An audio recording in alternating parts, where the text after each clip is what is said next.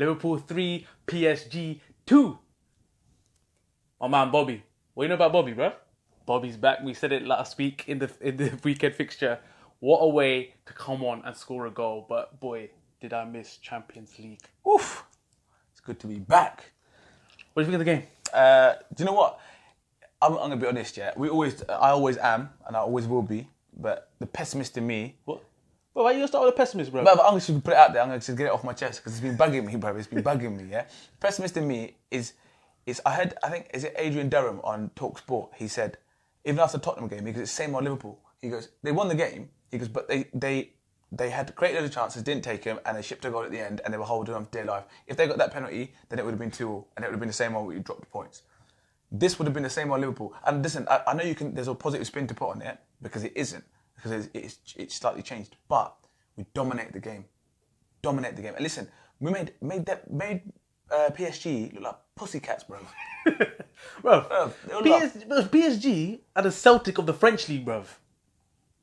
I hear that, bro. I hear that. Am I getting gassed or They what? are the Celtic of the French league, bro. Bro, I don't want to get too gassed because we don't got the second leg. We got the second leg, but the second fixture with them. But you tell me, am I like what? I expected to see some serious football today. Like from, I don't know where we were good. Like, the midfield. There's no taking away from it. And I just to finish with the point I was making about being the pessimist in me. The pessimist in me is we had so many chances. We missed lots of chances. Great that we created them, but they done nothing today. They done nothing, and they scored 2 goals and almost walked away with the point. One was offside, right? It was offside, but then I goes, there's a slight. I think one of ours looked, apparently there was a, given touch go with one of ours, the first one. So I don't know. Okay, don't get me wrong. It's offside. Yeah, fine. But the fact of the matter is, they scored 2 goals, right? And it could have been the same old Liverpool. And the positive spin is, and I know obviously I'm being pessimistic, but the positive spin is for the Tottenham game and the PSG game, we've beaten them both. And so it's different. So it's not the same at Liverpool because we've actually gone on and found the cojones and won the game. But all I'm saying is, I don't think we're going to get away with that against a Real Madrid or a Man City. I just think, at the moment we beat those teams. And listen, PSG, people talk about them being the top 3, whatever. Listen, they ain't won the Champions League for a hot minute. Yeah, for a hot minute. And you play like that, yeah, it's going to be a hotter minute.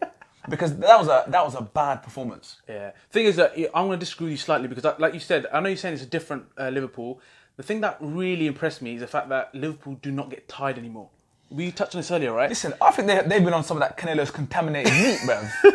Because Wijnaldum is out here running around like Mo Farah and that. See, I can't stand people who don't rate Gini and say, oh, what does he do? There was one guy, one of my mates, saying Gini, he was comparing Gini and Xhaka. Are you mad? Gini is absolutely insane. Like you said, his engine is ridiculous. The last few weeks, from the whole season, he's been consistent. And today, he was like a battling ram, not just by himself. Yeah. I don't want to say just by himself because Henderson and Milner, our midfield was sick today. They backed the defence up to the hills. I'm going to put it out there. Listen, I don't give this guy props enough, yeah. But I mean, Millie, I do. I rate Millie and I rate Gini. But I don't give Henderson props. Yeah, I know I don't because I ain't sure. Yeah, I'm not sure. Even we said the starting lineup. We was like, "Where's Kate at? Where's Naby Boy at?" Do you know what I mean? I thought Naby Boy, this would be his sort of game because he's got that turn of pace. But the way Henderson was fouling his own team, he's wiping out Gomez. He's taking Neymar. He wiped out Gomez and told him to get up. Gomez is like, fam. He started pulling it up at that. He's like, I need some attention here. But listen, the way he put himself back today, there's a game plan, that intensity that he brings. And Millie, the same. It's the same. It's just that those two were when Neymar got the ball, he was used to that. The French league, they're all a bit shook of him. They give him that space, let him do his thing. See what Milner did to him, bro? No. Milner put him to sleep in the first few minutes, bro. On the sideline, Neymar was looking around.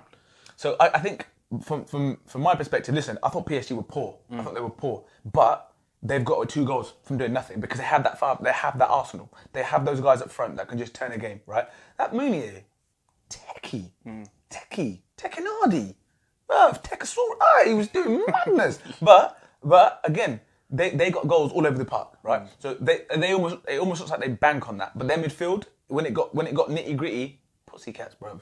Just meow, bruv. The lions in there, bruv. The pit bulls and that going for you. And those lot just, nah, I'm not having it, yeah? And then I'm looking at their front 3. Don't get me wrong. going forward, they look nuts. They actually had me scared every single time. But they got no interest in what's going on back there. They don't care. They're like, hey, you do you, boo-boo. Do you, and get the ball here, and I will see what happens. That's it. Like I think it was an overlap with Milner on the right-hand side of the pitch. Neymar didn't give a shit. And when he got done by Mane, got sent to the stands. That was actually quite beautiful to see that. Yeah. Don't get me wrong. He does it weekly. Yeah, Mane came out. Mane's shot was also on the opposite side of the stadium, but it was nice to see. But I tell you one thing that was evident, and it's something that Klopp made a point about after the game, was that whole with Trent, that switch from VVD, the Bandar, my G. But I think we talk about the Bandar a lot, right? But the wing backs, where you call them what position they play, but Trent and Robertson, jeez, there was a lot of people complaining last year about Robertson's delivery. Oh my goodness! He worked on it, man. He has worked on it. And that first time delivery, I don't think even I could miss that. Even Sturridge got it. Fair play to him. But I would just, it was there on the plate, bro. I don't know about you. You are pretty. But listen, I think, like you say, do you know what I mean? The leading up to that goal, both deliveries, the deliveries. The first one was one of those that you look at and think, okay, that's a typical cross because it's come back to him and it's hit the ball. Still it has to be a brilliant cross, and it was. But as a defender, you're like, okay, you kind of half expect it. But Robertson's, no backlift, boom. God.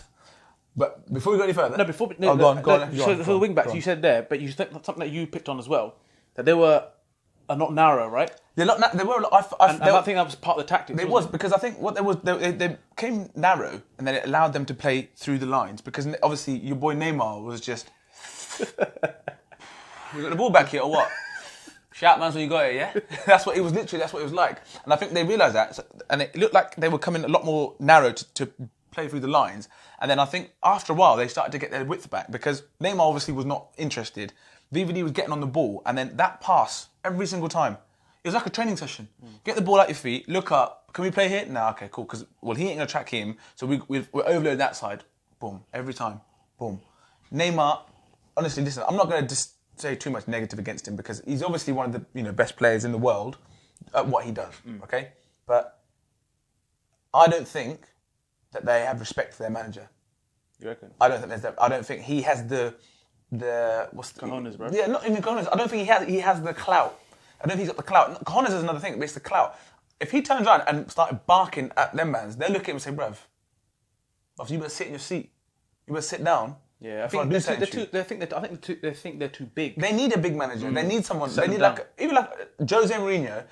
I think that team is set up for Jose because he loves players with egos. He knows how to manage egos and players who have learned their trade. Don't get it twisted. That team, but there's some ballers in there. Marquinhos, Meunier, Thiago Silva. What's that guy in the midfield? Rabiot, right? Verratti didn't play. But if he was there. Yeah, the front three. Right. I'm looking at them players. I'm thinking they'll win internationals. It's not a joke. They're not jokers. They're not people who are learning their trade. If Jose walks in there and you got Neymar not pulling his weight, come chill here for a bit. You come chill with me and come talk to me for a hot minute because Draxler will come on. I thought Di Maria, I thought he was non-existent. Average. But as I said, I don't think the manager's got clout and I don't think they listen to what he's got to say because I don't think there's a game plan there today. I don't want to go too much into the negatives, yeah? There's two people I want to pick out today, yeah?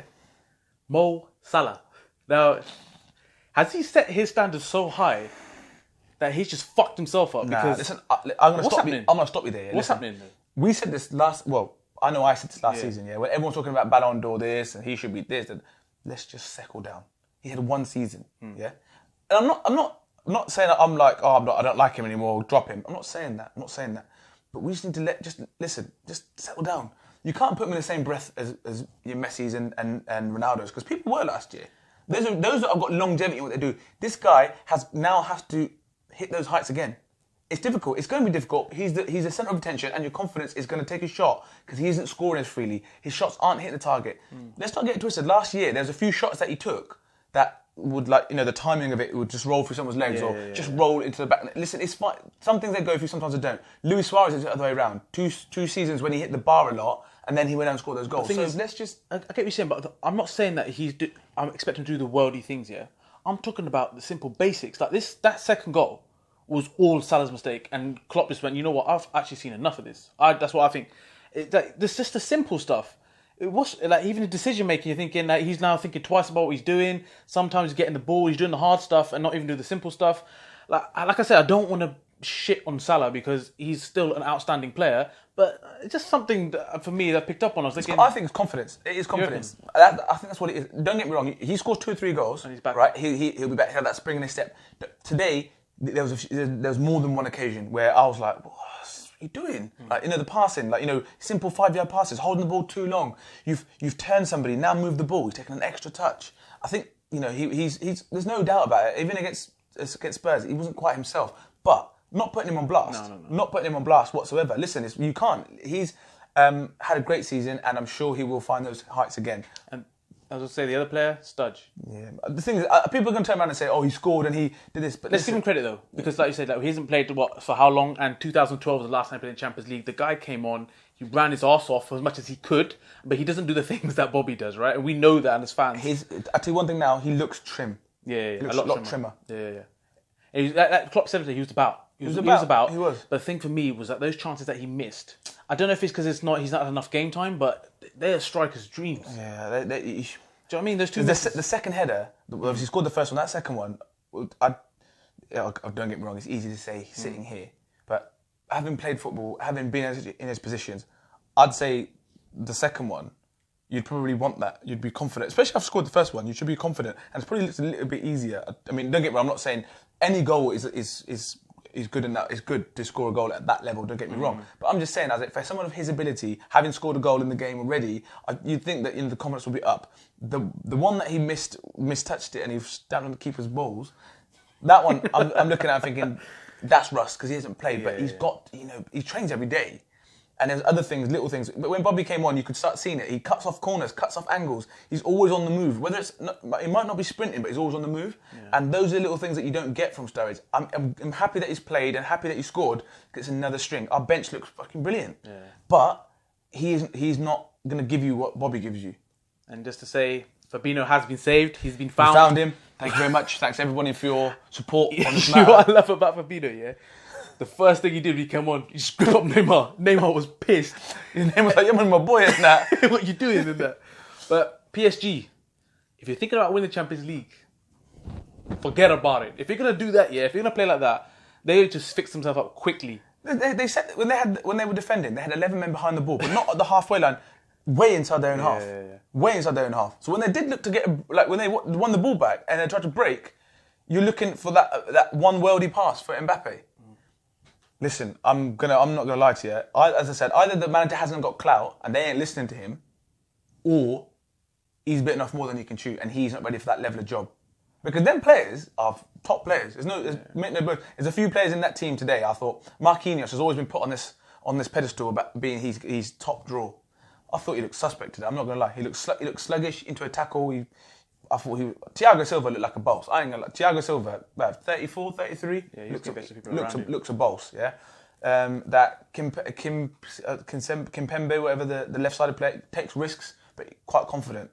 But I don't know. I think that, there's a few times when Thiago Silva had the ball and he's pointing at midfielders saying, "Move, get into that position." Midfield went brave, but I think they knew that as soon as I get on the ball and I don't know my next pass, these pit bulls are going to be snapping at my heels. So. For all the people that think Firmino is not a striker, is not good enough to play up front, mate, he's calm as you like, bro. That was quality. That finish was absolutely sublime. The finish, but it's the build-up. It's the shifting. He's shouting for it, screaming for it. His positioning was brilliant, and the way he shifted it across and then put it away, boom. So let's finish up on man of the match. Can I say one more thing? Go on. Big Shaq. He actually looked like Jack Russell chasing the ball. My man was so excited. He left the ball behind. Where is it? Big Shaq. Yeah, he was proper excited. But he came on, like I said, he was going to make a difference. And that's what you want to see. When someone comes on, just get involved. Getting the crowd going in that. It was his cross. It was a dead cross, but it's fine. But go on then. So, man of the match for you. I know it is for me. Gini Wijnaldum for me. Gini. All day, every day. People can't see what this guy does. Hendo was great, and so was Milner. The midfield as a trio were fantastic today. And I want to hear from these Milner haters what you got to say now. And for me, it was Gini. 100%. Yeah, I thought Gini Wijnaldum today was my man of the match, hands down. It's funny that because we haven't even spoke about it. Yeah. But I'd say the fullbacks though deserve big shout outs because they were Mate, Trent Alexander, if he keeps doing that, yeah, I'm telling you, bruv, these Barca's and Real Madrids are going to be having a look, bruv. Come on. Come on, leave him alone. It's all right. I've got 2 questions before we wrap this up. First question is, what's going on with Mo? Give us your opinion on that. And number 2, PSG. Are they the Celtic of the French league, or are we just getting a bit gassed? Don't forget to share, like, and subscribe. Peace. Peace.